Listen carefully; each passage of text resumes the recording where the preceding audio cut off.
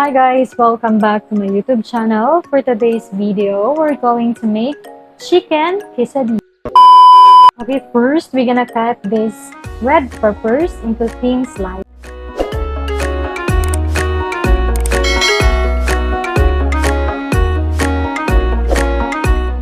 Next, cut the onion.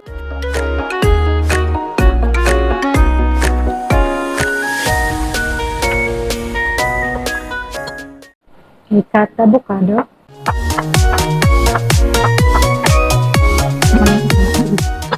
Okay, in a saucepan, put an olive oil. Okay, add the onion.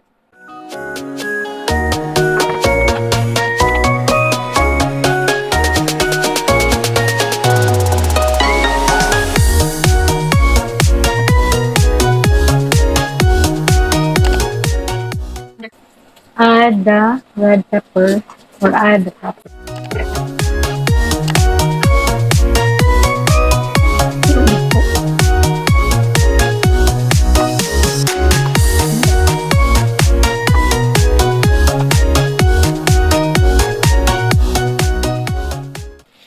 Okay, cook this until 5 minutes. Our veggies is done. So we already cook this for 5 minutes. Okay, so in these tortillas, we're gonna put all the ingredients. So start with cheese.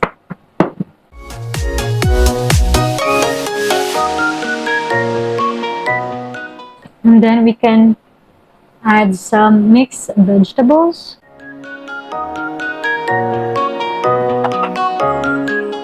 And then the veggies that we cooked earlier.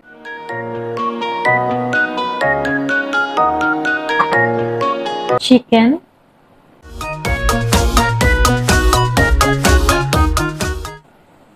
And some avocado. And then put cheese again on the top. And then flip. Press.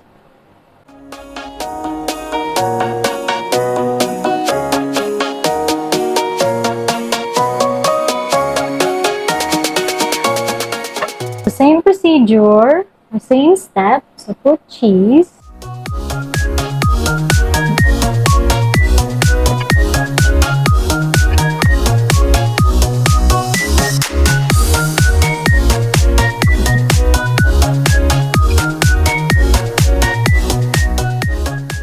Okay, so this is the used pan that we used earlier. Just put oil or olive oil.